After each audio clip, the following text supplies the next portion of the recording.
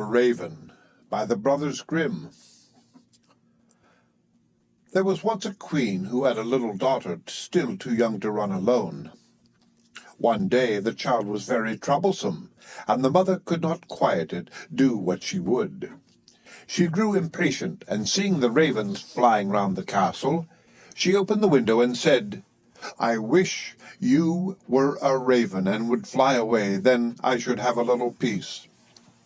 Scarcely were the words out of her mouth when the child in her arms was turned into a raven and flew away from her through the open window. The bird took its flight to a dark wood and remained there for a long time, and meanwhile the parents could hear nothing of their child. Long after this, a man was making his way through the wood, and when he heard a raven calling, and he followed the sound of the voice. As he drew near, the raven said, "I am by birth a king's daughter, but am now under the spell of some enchantment.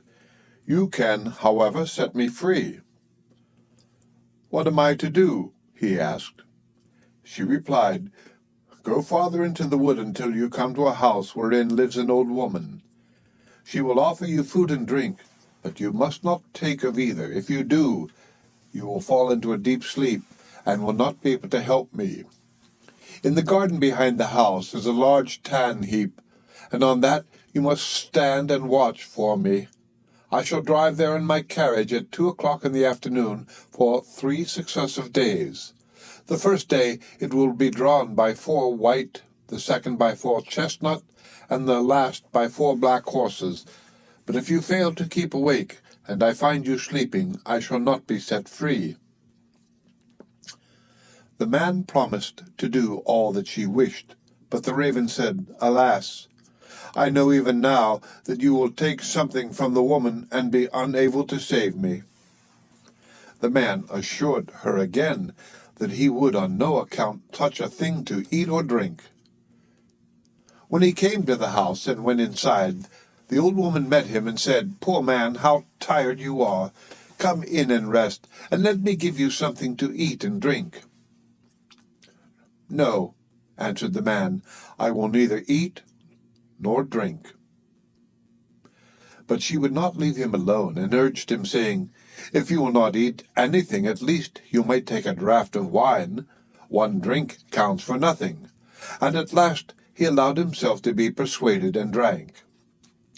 As it drew towards the appointed hour, he went outside into the garden and mounted the tan heap to await the raven. Suddenly a feeling of fatigue came over him, and unable to resist it, he lay down for a little while, fully determined, however, to keep awake. But in another minute his eyes closed of their own accord, and he fell into such a deep sleep that all the noises in the world would not have awakened him. At 2 o'clock the raven came driving along, drawn by her 4 white horses. But even before she reached the spot, she said to herself, sighing, "I know he has fallen asleep." When she entered the garden, there she found him, as she had feared, lying on the tan heap, fast asleep. She got out of her carriage and went to him. She called him and shook him, but it was all in vain. He still continued sleeping. The next day at noon, the old woman came to him again with food and drink, which he at first refused. At last, overcome by her persistent entreaties that he would take something, he lifted the glass and drank again. Towards 2 o'clock he went into the garden and onto the tan heap to watch for the raven. He had not been there long before he began to feel so tired that his limbs seemed hardly able to support him, and he could not stand upright any longer. So again he lay down and fell fast asleep. As the raven drove along her 4 chestnut horses, she said softly to herself, "I know he has fallen asleep." She went as before to look for him, but he slept, and it was impossible to awaken him. The following day the old woman said to him, "What is this? You're not eating or drinking anything. Do you want to kill yourself?" He answered, "I may not and will not either eat or drink." But she put down the dish of food and the glass of wine in front of him, and when he smelt the wine, he was unable to resist the temptation, and took a deep draught. When the hour came round again, he went as usual on to the tan heap in the garden to await the king's daughter. But he felt even more overcome with weariness than on the 2 previous days, and throwing himself down, he slept like a log. At 2 o'clock the raven could be seen approaching, and this time her coachman and everything about her, as well as her horses, were black. She was sadder than ever as she drove along, and said mournfully, "I know he has fallen asleep, and will not be able to set me free." She found him sleeping heavily, and all her efforts to awaken him were of no avail. Then she placed beside him a loaf and some meat and a flask of wine of such a kind that, however much he took of them, they would never grow less. After that she drew a gold ring on which her name was engraved off her finger and put it upon one of his. Finally, she laid a letter near him in which, after giving him particulars of the food and drink she had left for him, she finished with the following words: "I see that, as long as you remain here, you will never be able to set me free. If, however, you still wish to do so, come to the golden castle of Stromberg. This is well within your power to accomplish." She then returned to her carriage and drove to the golden castle of Stromberg. When the man awoke and found that he had been sleeping, he was grieved at heart and said, "She has no doubt been here and driven away again, and it is now too late for me to save her." Then his eyes fell on the things which were lying beside him. He read the letter and knew from it all that had happened. He rose up without delay, eager to start on his way and to reach the castle of Stromberg, but he had no idea in which direction he ought to go. He travelled about a long time in search of it, and came at last to a dark forest, through which he went on walking for 14 days, and still could not find a way out. Once more the night came on, and worn out he lay down under a bush and fell asleep. Again the next day he pursued his way through the forest, and that evening, thinking to rest again, he lay down as before, but he heard such a howling and wailing that he found it impossible to sleep. He waited till it was darker and people had begun to light up their houses, and then, seeing a little glimmer ahead of him, he went towards it. He found that the light came from a house which looked smaller than it really was, from the contrast of its height with that of an immense giant who stood in front of it. He thought to himself, "If the giant sees me going in, my life will not be worth much." However, after a while he summoned up courage and went forward. When the giant saw him, he called out, "It is lucky for that you have come, for I have not had anything to eat for a long time. I can have you now for my supper." "I would rather you let that alone," said the man, "for I do not willingly give myself up to be eaten.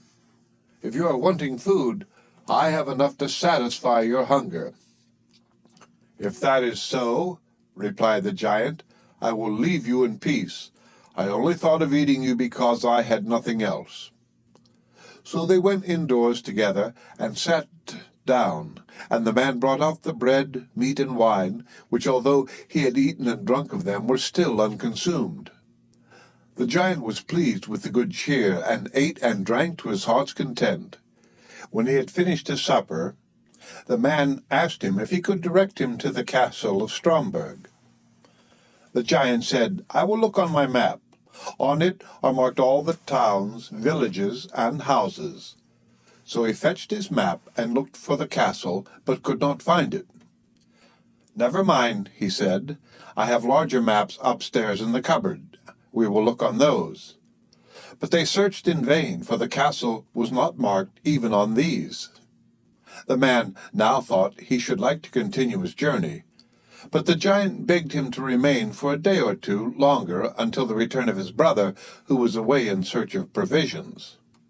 When the brother came home, they asked him about the castle of Stromberg, and he told them he would look on his own maps as soon as he had eaten and appeased his hunger.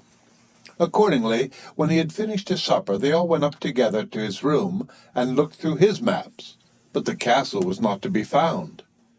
Then he fetched other older maps, and they went on looking for the castle until at last they found it, but it was many 1,000 miles away. "How shall I be able to get there?" asked the man.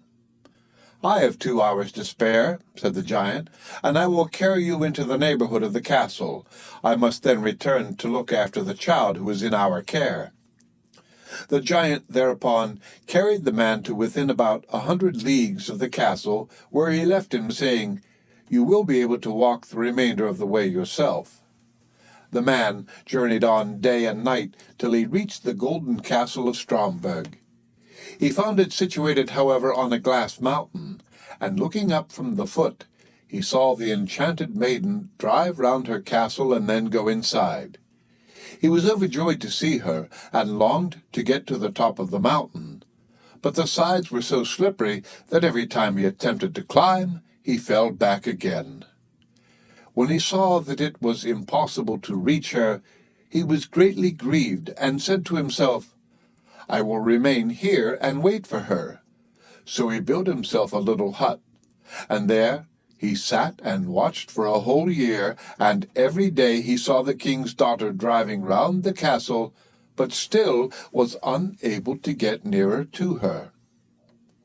Looking out from his hut one day, he saw 3 robbers fighting, and he called out to them, "God be with you."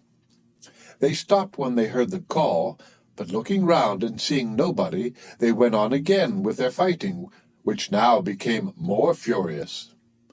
"God be with you," he cried again, and again they paused and looked about, but seeing no one, went back to their fighting. A third time he called out, "God be with you," and then, thinking he should like to know the cause of the dispute between the 3 men, he went out and asked them why they were fighting so angrily with one another.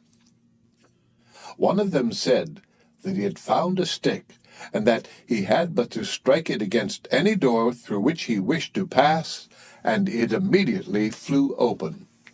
Another told him that he had found a cloak which rendered its wearer invisible, and the third had caught a horse which would carry its rider over any obstacle, and even up the glass mountain.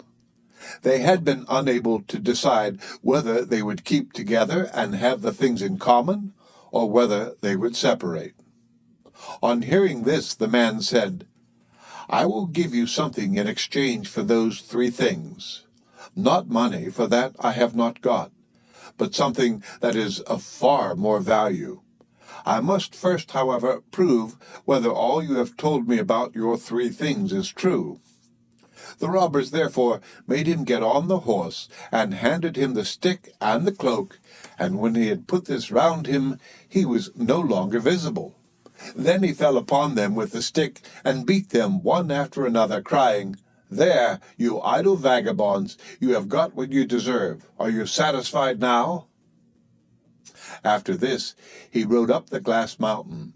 When he reached the gate of the castle, he found it closed, but he gave it a blow with his stick, and it flew wide open at once, and he passed through. He mounted the steps and entered the room where the maiden was sitting, with a golden goblet full of wine in front of her. She could not see him, for he still wore the cloak. He took the ring which she had given him off his finger and threw it into the goblet, so that it rang as it touched the bottom. "That is my own ring," she exclaimed, "and if that is so, the man must also be here who is coming to set me free." She sought for him about the castle, but could find him nowhere. Meanwhile, he had gone outside again, and mounted his horse and thrown off the cloak. When therefore she came to the castle gate, she saw him, and cried aloud for joy. Then he dismounted and took her in his arms, and she kissed him and said, "Now you have indeed set me free, and tomorrow we will celebrate our marriage." The end of The Raven by the Brothers Grimm. Read by Rick Kistner for Lit2Go on the web at fcit.usf.edu.